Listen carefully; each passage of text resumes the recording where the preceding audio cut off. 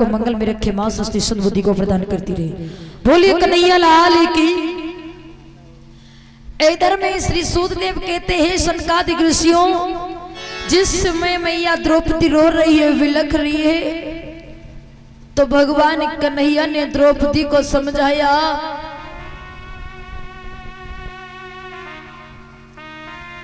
अर्जुन के साथ में रथ पे सवार होकर के वन में चले हैं। जब वन में चली हैं श्रोताओं, तो क्या देखा, द्रोणी घूमता हुआ झूमता हुआ जा रहा है। द्रोणी को रोक लिया, जवाब दिया, रुक जा, कहाँ जा रहा है? मेरी बहन के बालकों का वध करके आराम से घूम रहा है तू? कन्हैया ने द्रोणी को रोक लिया। अब द्रोणी को रोक लिया श्रोताओं, अर्जुन और द्रोणी की बातें दोनों में युद्ध होने लगा। इधर में युद्ध होने लगा। भगवान कन्हैया समझ गए, द्रोणी ने श्रृंगी सरतान दिया। भगवान ने अपना शरीर बचाते हुए अर्जुन को इशारा दिया, सो अर्जुन ने द्रोणी को पकड़ लिया। अब द्रोणी को पकड़ लिया श्रोताओं, और लेकर के द्रोणी को चले ही कहा, भीम के पास में। अब भीम बड़े शक्तिशाली, बड़े योद्धा थे श्रोताओं। भीम के पास में चले। भीम कहने लगे, बाजी वाह, हमारे पुत्रों का वध करके तू आराम से घूम रहा है। आप इधर में इस तरीका से जवाब दिया श्रोताओं, तो भीम कहने लगे, बारे नीच, और क्या बोले, तुझे मार दिया जाए या छोड़ दिया जाए, बोल द्रोणी तेरा क्या हाल किया जाए, मार दिया जाए।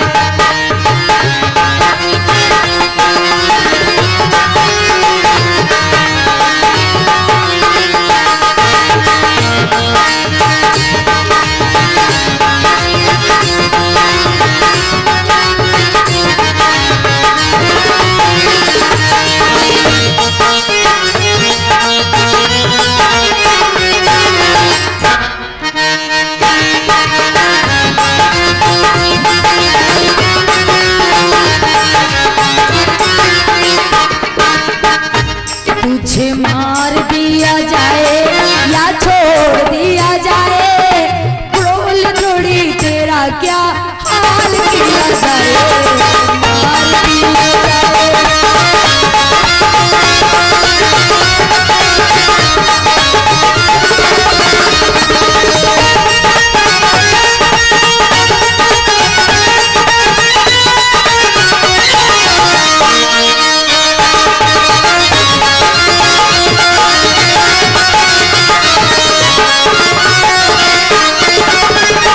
तुझे मार दिया जाए।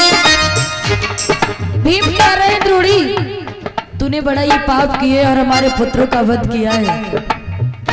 तुझे मार दिया जाए या छोड़ दिया जाए, बोल द्रोणी तेरा क्या हाल किया जाए, मार दिया जाए।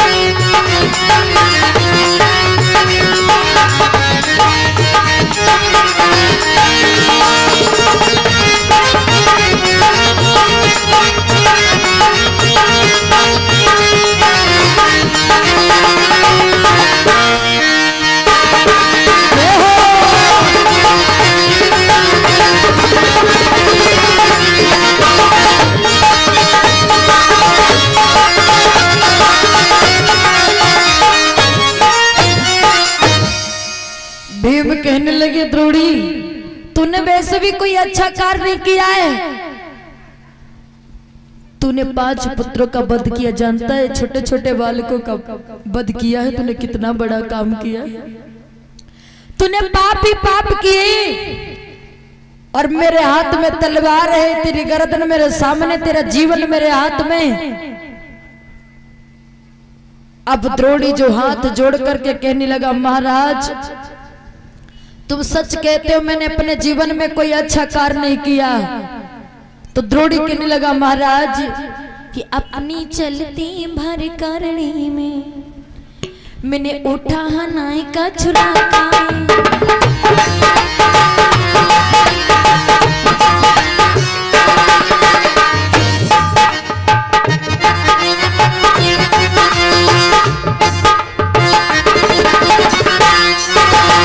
अपनी धनुष दिशा में अंकुर छिपाए ना रखा है।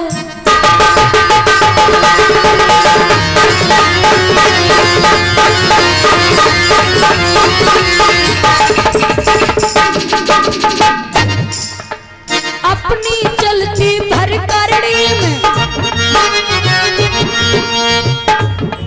मैंने उठा नाई का छुर रखा है। अपनी धनुष दिशा में अंकुर छिपाई नहीं रखा है।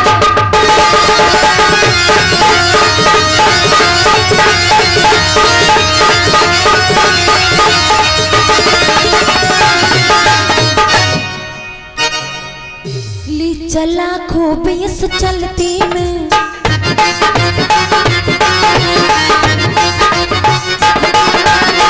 जितनी चल सके हमारी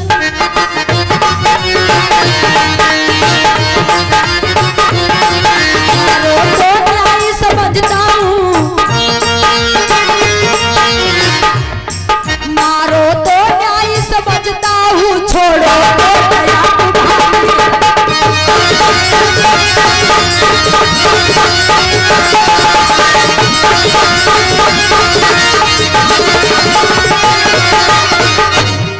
महाराज वैसे भी हमने अपने जीवन में कोई अच्छे कार्य नहीं किए हैं जो हम तुमसे अपने जीवन की भीख मांग सके। क्यों?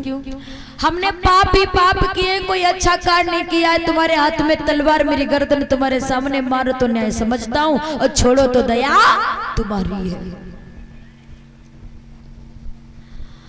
अब द्रौपदी ने ये वचन सुने, द्रौपदी कहने लगी महाराज ठहर जाओ, ना ना नहीं मार सकते हो।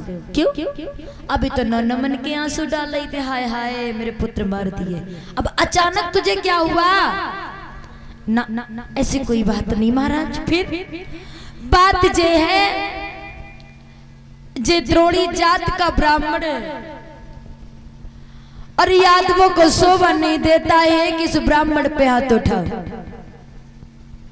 इसलिए अगर कोई गलती करता, गलती करने के बाद पश्चाताप कर ले तो इससे बड़ी कोई सजा नहीं होती है।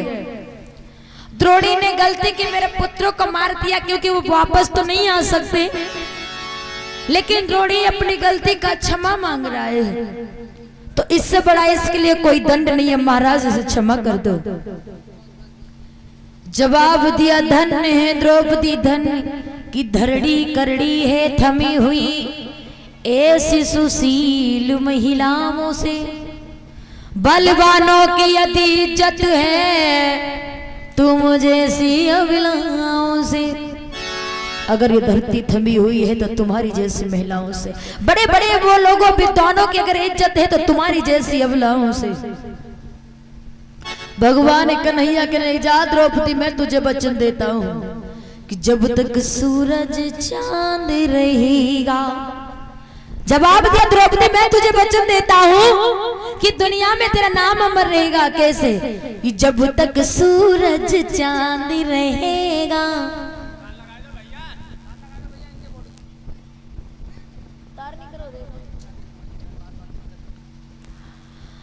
आप इधर में भगवान कन्हैया बोले द्रौपदी तेरा नाम अमर रहेगा जब तक ये जीवन रहेगा। क्या कह रही है?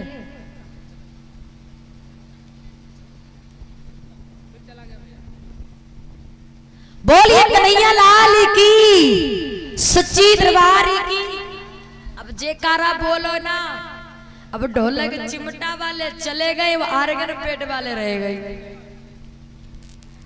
अब ऊंचे ऊंचे हाथ उठाओ सभी लोग, जिनके पास हाथ उठाए लो ना हो तो पड़ोसी से ले लो।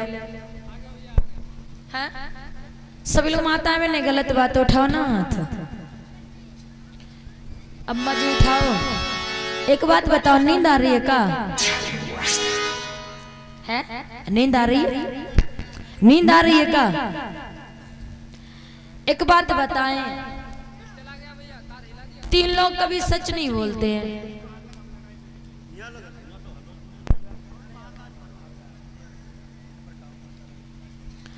तीन लोग कभी सच नहीं बोलते हैं। कौन कौन लोग? एक तो नींद में आने वाला, जैसे अगर पीछे वाली माताएं अगर कथा सुन रही हैं और कथा सुनते सुनते अगर नींद आई गई,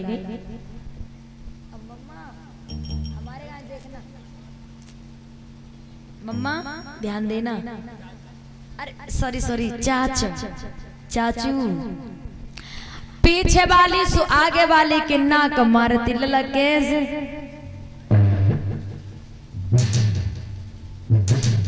तो पीछे वाली सु आगे वाली के क्या कर रही? ना कछु ना जीजी, आंख लग गई। अब बताओ, 3 लोग कभी सच नहीं बोलते। एक तो नींद में आने वाला, एक साइकिल मोटरसाइकिल से गिरने वाला, और एक खटिया पे पेशाब करने वाला। जी कभी सच नहीं बोलते। अभी नया नया लड़का है ना, जैसे गाड़ी लेके मोटरसाइकिल लेके जाए, खाली रोड मिल जाए, फिर देख वे सिजार जैसे कोई इच्छाधारी नांगिन अपने मरे हुए नांग को बदला लेने जा रही। सुन ले रहा था, अब गिर जाए तो गिर जाएंगे तो क्या करेंगे? उठ के झाड़ने लगेंगे ऐसे। तो दूसरा भैया का चोट तो ना लगी ना, ना, ना, ना चोट ना है, बस थोड़ा ऐसे ही, और दांत चाहे सब बाहर पड़े हो, क्योंकि शौक ना, एक शौक स्टाइल होती है लड़कों की।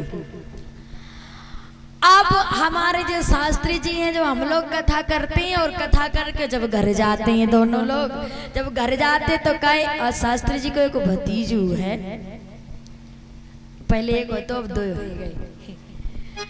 तो हम लोग जब जाते हैं कथा करके घर पे, तो कहता चाचा बहुत दिनों के बाद आए हो, बहुत दिनों के बाद आए हो, आज हम तुम्हारे पास लेटे हैं। तो चाचा बड़े भैया काफी दिन के छुटे हुए, हाँ लला तो हमारे पास लेटियो। अब जो लला सो पास में लेटो, बार रात में नींद आई, बाय का पता है कि हम खटिया पे पेशाब कर रहे कि बाहर कर रहे, बाय लगी रहो हम बाहर कर रहे हो। अब लला को जब नींद आए जाए तो पेशाब करते, सुबह शास्त्री जी उठे के तूने पेशाब की? नहीं चाचा, हमने नहीं, मम्मी ने कर दी है।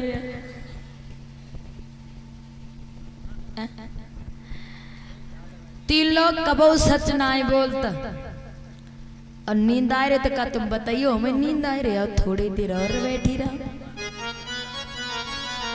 बोले गोविंद भगवान की, सच्ची दरबार की। ऊंचे ऊंचे हाथ उठा के जयकारा बोलोगी तो ना ये नींद ठंडी सब भजी जाए। तुम्हारो तो आज दूसरो दिन हुआ है ना, अब कहते दिन रह गए 5 दिन, और हमारा तो रोज को जो धंधा, मतलब रोज को जहाँ जाओ तहाँ जगन, जहाँ जाओ तहाँ। अब कब सावन में घर बैठते, पूस में घर बैठे, बाकी तो कथा ही चलती रहती। तो 4-5 दिन की बात है, लेकिन नींद ना आवे सुखा है। अब कोई काम धाम तो है ना, है? बोले कन्हैया लाल की, सच्ची दरबार की। सभी लोग बोलेंगे तालियां बजा करके, घनश्याम तेरी वंशी पागल कर जाती है।